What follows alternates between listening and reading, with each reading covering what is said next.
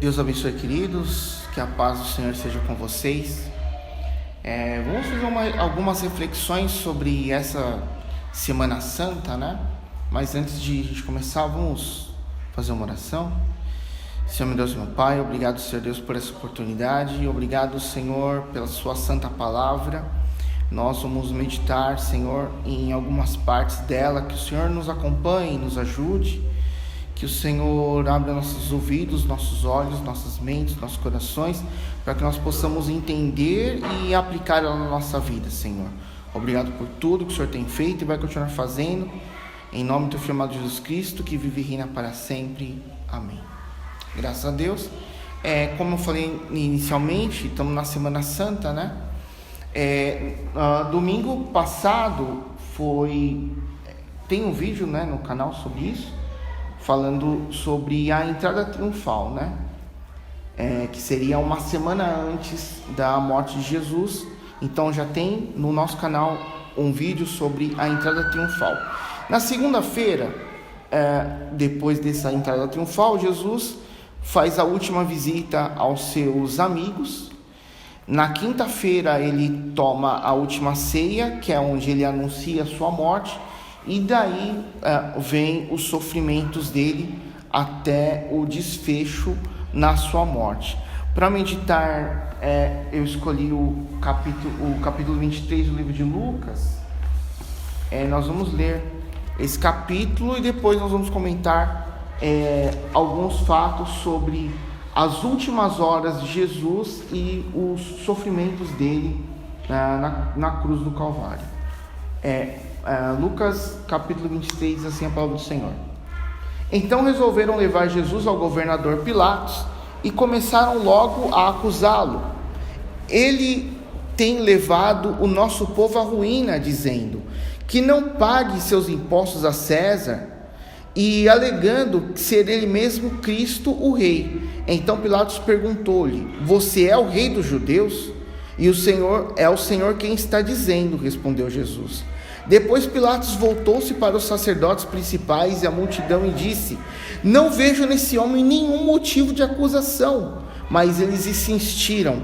Acontece que ele está provocando revoltas contra o governo nos diversos lugares aonde vai, e toda a Judéia, na Galiléia e agora aqui. Então ele é galileu? Perguntou Pilatos. Quando eles disseram que sim, Pilatos ordenou que o levassem ao rei Herodes, porque a Galiléia estava sob o comando de Herodes. Acontece que Herodes estava em Jerusalém naqueles dias. Herodes ficou alegre com a oportunidade de ver Jesus, porque tinha ouvido falar a seu respeito e esperava vê-lo realizar um milagre. Ele fez a Jesus uma pergunta atrás da outra, mas não obteve nenhuma resposta. Enquanto isso, os sacerdotes principais e os mestres da lei permaneciam ali gritando suas acusações. Então Herodes e os soldados começaram a zombar dele e ridicularizá-lo. Vestiram nele um manto real e mandaram de volta a Pilatos. Naquele dia Herodes e Pilatos, que antes eram inimigos, tornaram-se amigos. Então Pilatos reuniu os sacerdotes principais e outras autoridades judaicas juntamente com o povo e anunciou a sua sentença: vocês me trouxeram um homem acusando-o de provocar uma revolta contra o governo. Eu interroguei na presença de vocês e não encontro nenhuma base para as acusações que fazem contra ele.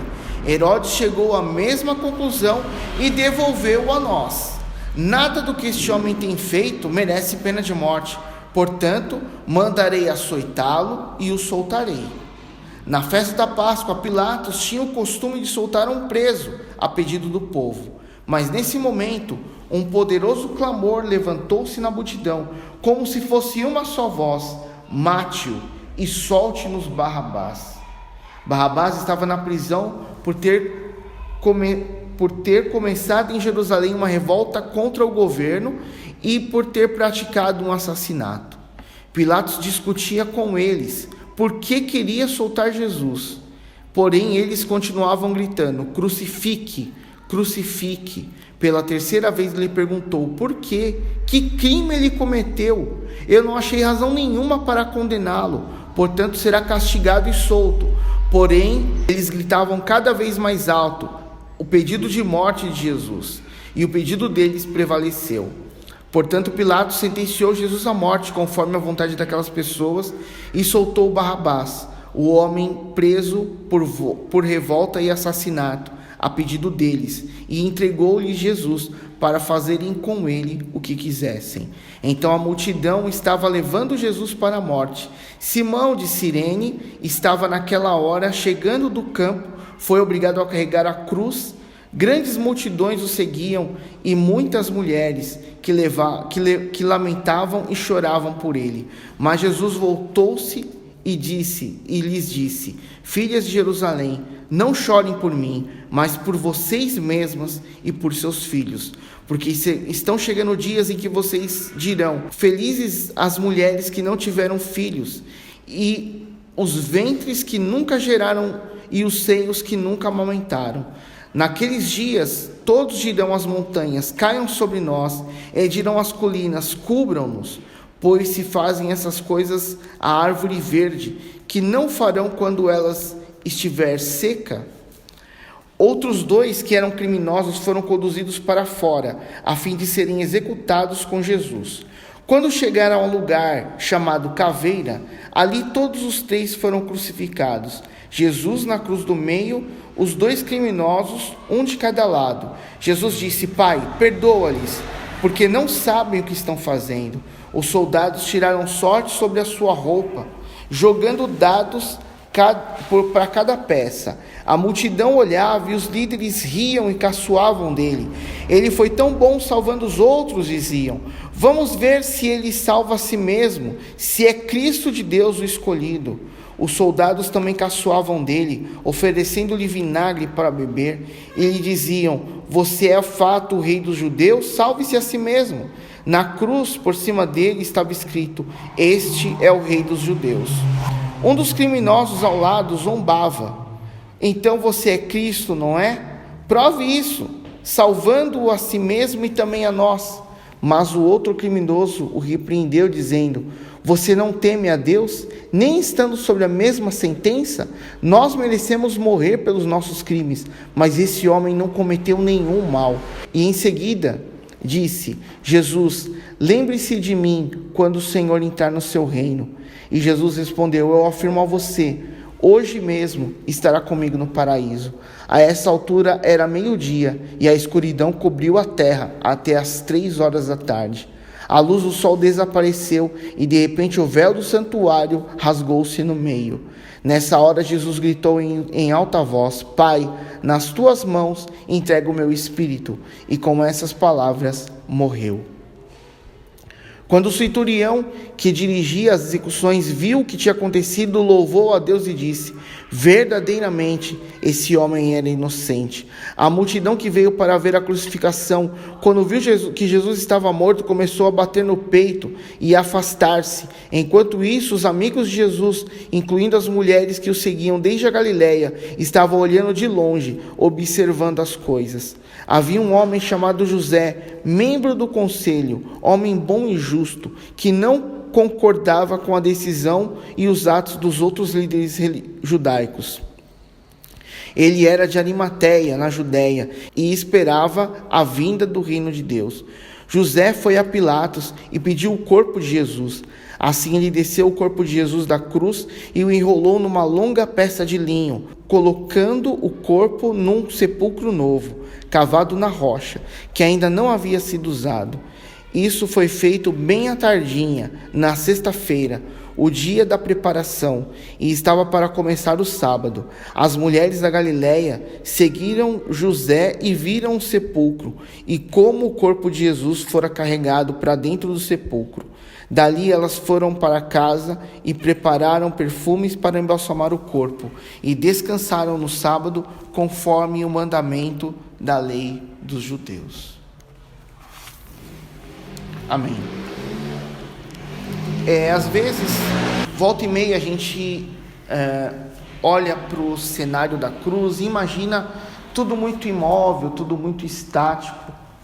Nós vamos passar aqui algumas últimas horas e os acontecimentos das últimas horas da vida do Senhor.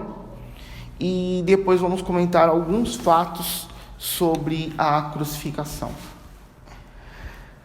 Na quinta-feira, às 18 horas da tarde, aconteceu a ceia do Senhor. Às 20 horas, aconteceu a mensagem dessa ceia, as últimas instruções. Às 21 horas, ele foi ao Getsemane para orar. Na quinta-feira, às 23 horas, Judas o beijou. À meia-noite, os discípulos o abandonaram. À 1h da sexta-feira, ele estava na casa de Anás. Às 2 horas da sexta, estava na casa de Caifás. Às 3 horas da manhã, Pedro negou a Jesus.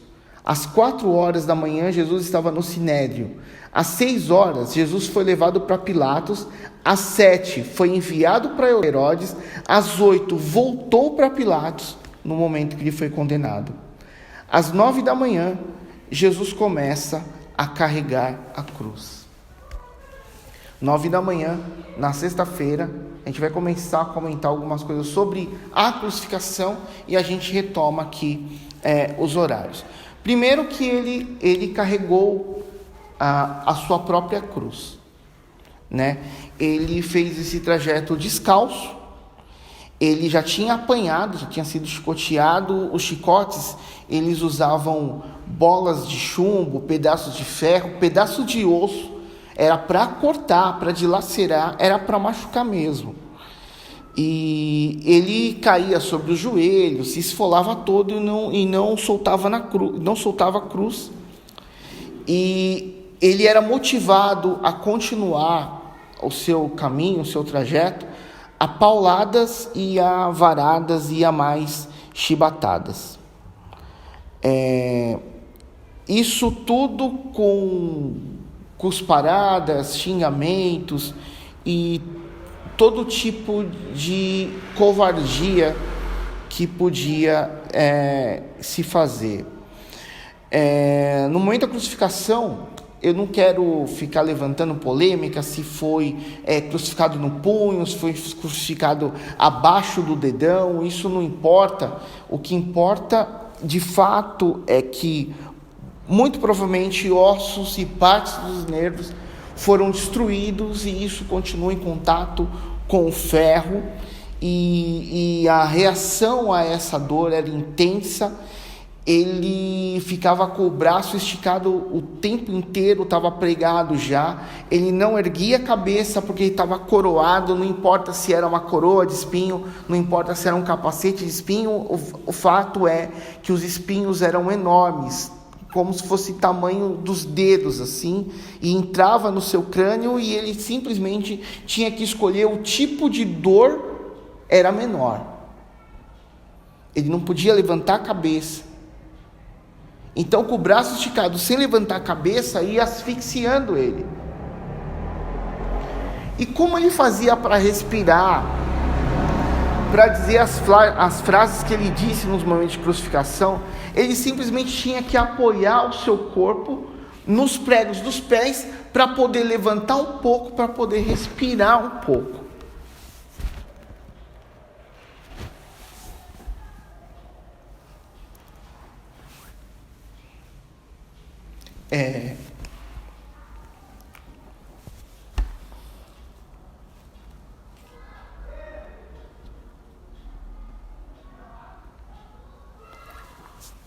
Com os joelhos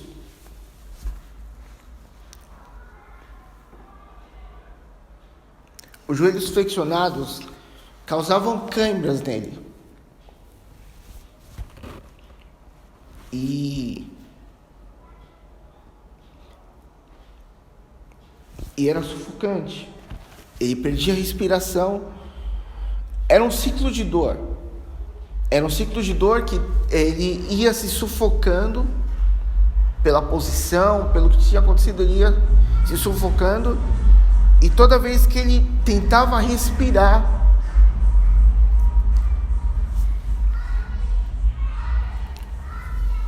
ia se sufocando, e toda vez que ele voltava a respirar, ele tinha todas essas dores.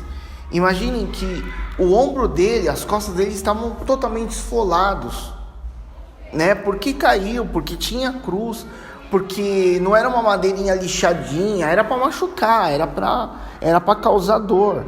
Raspava as costas no tronco, toda vez que ele erguia, as costas todas dilaceradas, raspava naquele tronco. E todo tipo de desconforto, todo tipo de maldade, todo tipo de tortura. E essas análises foram feitas em toda a história, toda a história de crucificações. São métodos que foram evoluindo, métodos que foram aprimorando para causar o máximo de dor ao condenado. E não dava para fazer autópsia em Jesus porque não havia corpo. Não havia corpo. Toda essa anatomia, toda essa dinâmica foi estudada por outros corpos crucificados e pelo próprio método de crucificação. Não havia corpo. Jesus ressuscitou. Glória a Deus. Retomando aqui, ele às 9 da manhã começa a carregar a cruz.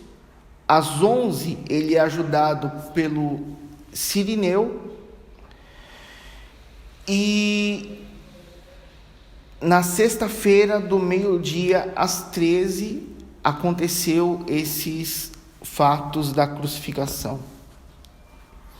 Às 14 horas da sexta-feira, ele fala para sua mãe Maria que agora o filho dela é o João, e para João que agora a mãe dele era Maria. Às 15 horas da tarde, ele suspira pela última vez, e das 17 até as 18 horas da tarde da sexta-feira, ele foi sepultado. Por que tudo isso? Porque Deus sabia que não havia outro jeito de o homem se chegar a ele. Mas eu cumpro tal item da lei, eu me abstenho de tal coisa, porque tal dia para mim é importante. E enfim, meu querido amigo ouvinte, a lei tem 613 itens. Se você se pegar a lei para sua salvação, você está perdido. São 613 itens. Se salvar pela lei é uma prova que você só pode tirar 10. Mas eu tirei 9,99. Está perdido. Mas eu compro todos os itens, só me falta um. Está perdido. Salvação só há em Jesus. Salvação só há em Jesus. Não existe lei. Deus sabe disso. Deus sabe que é impossível ser salvo pelas obras da lei. Deus sabe que é impossível, e sabedor disso, ele enviou Jesus como cordeiro último e definitivo para a redenção da vida humana, para a salvação do homem. Então Deus fez isso, Deus enviou Jesus para que nós pudéssemos ser salvos. Não há salvação fora dele, não há salvação em cumprimento nenhum da lei. Se você puder ser salvo pela lei, você tinha que cumprir todos os 613 itens. Um item, uma coisa, um cumprimento da lei, você se torna réu de todos os outros que não foram cumpridos. Salvação só em Jesus. E tudo o que ele fez por mim e por você. Aceite a salvação que Jesus nos dá. Salvação só em Jesus. Na nossa vida a gente tem 3 oportunidades. A primeira oportunidade, a melhor oportunidade e a última oportunidade. A primeira, a melhor e a última. Eu não sei qual oportunidade você está para receber a salvação de Jesus. Independente de qual for ela, aproveita. Aproveita, porque ainda dá tempo. Deus te abençoe em nome de Jesus.